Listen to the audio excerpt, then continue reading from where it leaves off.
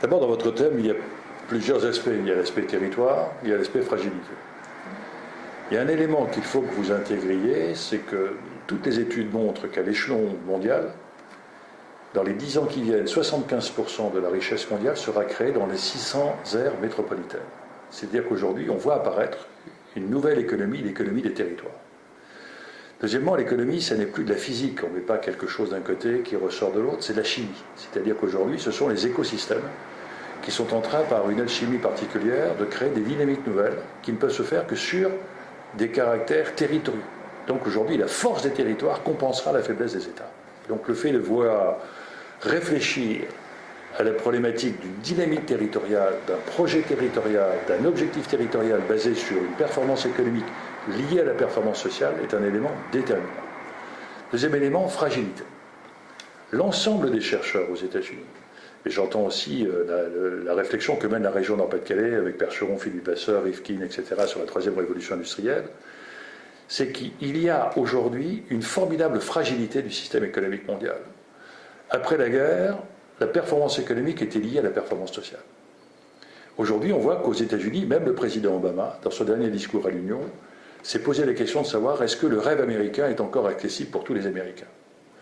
Le succès d'un livre comme Thomas Piketty, c'est est-ce que le capitalisme n'est pas aujourd'hui en train d'atteindre ses limites par le développement des inégalités, puisque la rente rapporte plus que le travail. Et donc, jusqu'où les peuples vont-ils accepter ce développement des inégalités? Et troisième élément, l'on voit bien qu'aujourd'hui, une des réflexions qui est menée par les nouveaux managements, c'est quelle est la valeur ajoutée, non pas le partage de la valeur ajoutée du système économique avec les enjeux territoriaux, c'est quel est le moyen pour que les entreprises, l'économie, aient une valeur partagée du développement de l'efficacité économique, tout en ayant des effets positifs sur l'environnement géographique, historique, social. Et c'est quelque chose qui est extrêmement déterminant parce que l'on ne construira pas une richesse économique sur des désespérances humaines et des dégradations sociales et environnementales. Et c'est une mécanique tout à fait étonnante puisque l'économie numérique dans laquelle nous sommes entrés amène aujourd'hui une différenciation sociale qui n'est plus une différenciation des classes, une différenciation, on a besoin d'emplois de plus en plus diplômés, avec des profits quelquefois extrêmement importants, et derrière une fracture avec des hommes non qualifiés qui n'ont plus d'espérance avec la robotisation, avec la mécanisation qui a tendance à remplacer l'homme par la machine. Et il y a un décrochage de l'économie du territoire depuis le XIXe siècle. L'économie était enracinée sur le sol et le sous-sol. Et donc l'économie s'est déconnectée du territoire et aujourd'hui la finance s'est déconnectée de l'économie. Donc nous sommes dans un moment nécessaire de restabilisation d'un projet de société autour d'un développement de l'économie et d'un épanouissement social.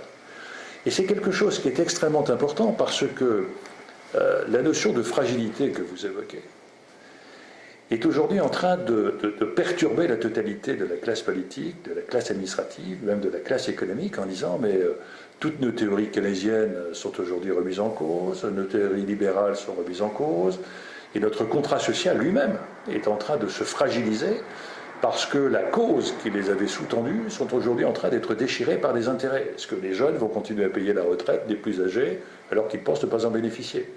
Est-ce que jusqu'où va-t-il aller ce contrat social qui consiste à demander au travail de payer la retraite et la santé? C'est impossible.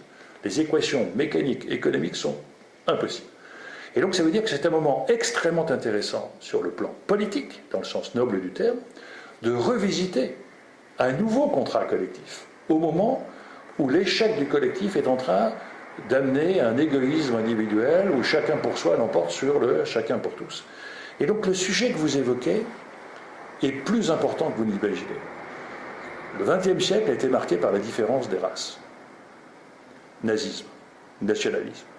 Le XXIe siècle, c'est la différence des religions et la différence des identités, et y compris des identités socio-spatiales. Et la lutte des identités est en train de remplacer la lutte des classes. Et s'il n'y a pas, sur le plan des territoires, la perception d'un partage de valeurs qui soude une collectivité, d'une économie de partage qui va être l'économie nouvelle. On ne sera plus dans l'économie de la performance, il faut qu'on évolue de l'économie de la performance à l'économie de l'épanouissement, c'est-à-dire de l'être au bien-être. On va passer de la société du bien, de l'acquisition qui était la matérialité à laquelle le système aujourd'hui souscrit depuis les 30 années glorieuses. Aujourd'hui, on aura moins d'argent. La question, c'est avec moins d'argent, moins de biens, comment être plus heureux. Et ça veut donc dire que la proximité va jouer un rôle déterminant. Le partage va jouer un rôle déterminant et l'enrichissement de la différence va jouer un rôle déterminant. Et je crois qu'il faut que nous réfléchissions à des concepts nouveaux. Comment passer d'une société de l'intégration qui est une responsabilité individuelle à une société d'inclusion qui est une responsabilité collective. C'est-à-dire chacun doit se sentir concerné de celui qui est à dehors du système pour pouvoir lui offrir une place. Sinon, la désocialisation est en marche. Et la rupture familiale à laquelle nous assistons, la rupture économique à laquelle nous assistons, la rupture territoriale à laquelle nous assistons, doit être compensée par une égalité des parcours et par un accompagnement individuel. Et la relation entre le collectif et l'individu renforce ce que vous dites, c'est-à-dire qu'aujourd'hui, comment avoir un projet collectif autour d'un territoire qui rassemble par un partage de valeurs et surtout par une identité partagée. Parce qu'en réalité, les trois défis qui sont dans le monde entier aujourd'hui lancés à la classe politique, c'est 1, l'attractivité des territoires, 2, c'est la démographie et le vieillissement, donc les conflits générationnels, et 3, c'est comment faire vivre ensemble des hommes et des femmes. Il faut que vous soyez d'ailleurs très attentifs au fait que la fragilité n'a pas la même lecture dans le monde anglo-saxon et dans le nôtre. Dans le monde anglo-saxon, la fragilité amène la résilience, amène la mobilisation. L'échec est un moyen de nourrir une énergie nouvelle. Et on exploite l'échec, on s'enrichit de l'échec. En France, on stigmatise l'échec. Et donc c'est un sujet sur lequel il faut être attentif, c'est-à-dire que la France est un pays divers de la diversité, qui refuse la diversité. C'est un pays d'une extraordinaire fragilité qui ne reconnaît que les forts. Et c'est un pays où on accepte mal la différence, on a besoin de normaliser. Et on met, ce que je disais, on met tout le monde dans une case et on cherche plutôt à soulager sa conscience en compensant l'handicap plutôt qu'en se nourrissant de la différence. Et c'est un sujet sur lequel il faut que vous soyez extrêmement attentifs. Quand on stigmatise la différence, on écrase l'individu. Quand on valorise la différence, on transcende l'individu. Et notre société a besoin aujourd'hui de grandeur, de fierté, de transcendance. Le général de Gaulle disait, quand les Français croient à la grandeur de la France, ils font de grandes choses, quand ils n'y croient pas, ils font de petites choses. Nous sommes dans un moment où aujourd'hui, ayant perdu le chemin des espérances collectives, qu'elles soient religieuses, qu'elles soient politiques, etc., les gens sont condamnés à se déchirer sur leur intérêt.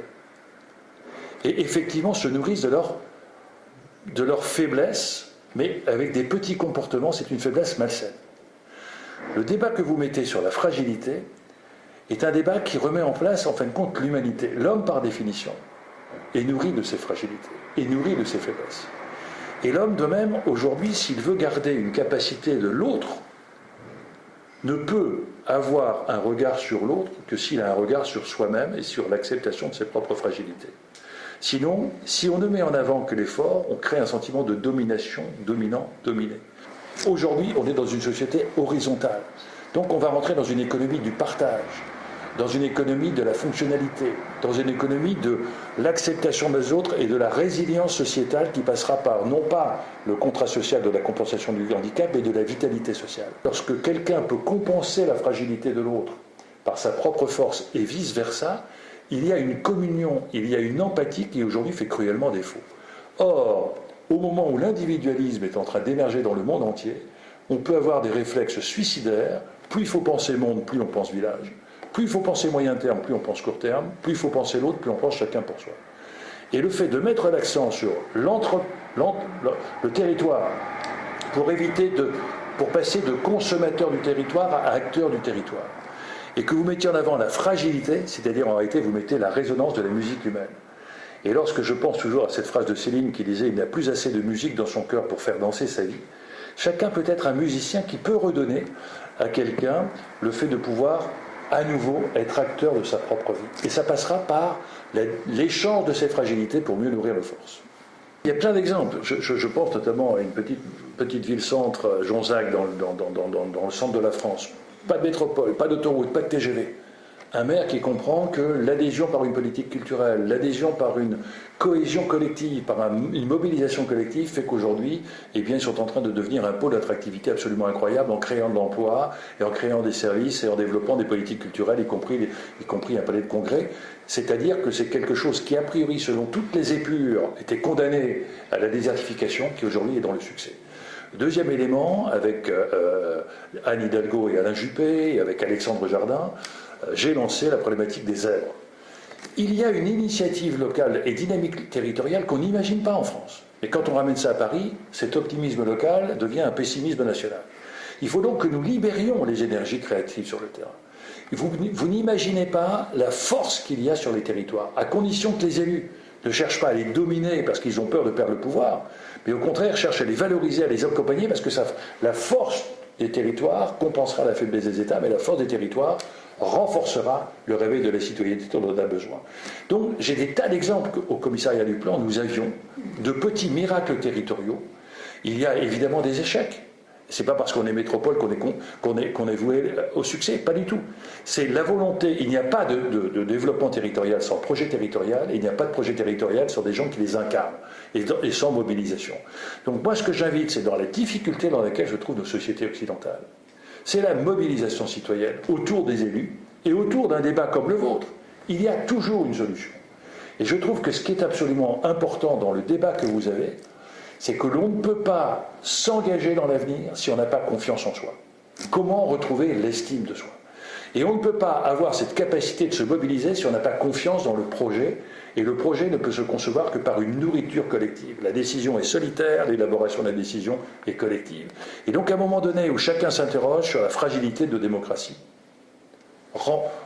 confortons la force citoyenne. Les citoyens sont plus intelligents qu'on ne le croit, sont une force absolument inimaginable.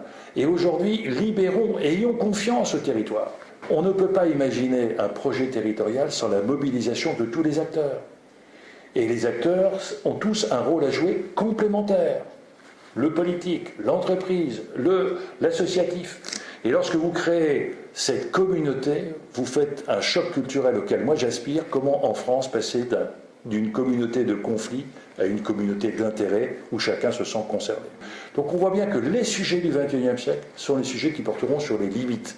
Et l'on voit bien que vous-même, vous mettez en avant, par le développement des territoires, la limite des États-nations, et par l'émergence des fragilités, la limite de l'exploitation des ressources environnementales et de la richesse humaine. Et c'est tout à fait intéressant que vous posiez ce type de débat à un moment où la science, dans un autre domaine, va faire reculer les limites du possible et va poser les limites de l'éthique et de la morale. Donc on est dans un moment extrêmement intéressant où il faut revisiter les concepts d'idéologie politique. On est tous orphelins d'idéologie politique et on a besoin de retrouver ce qui était le cœur même de la noblesse des territoires, de la noblesse des politiques. Comment faire en sorte de pouvoir retrouver un projet de vivre ensemble territorial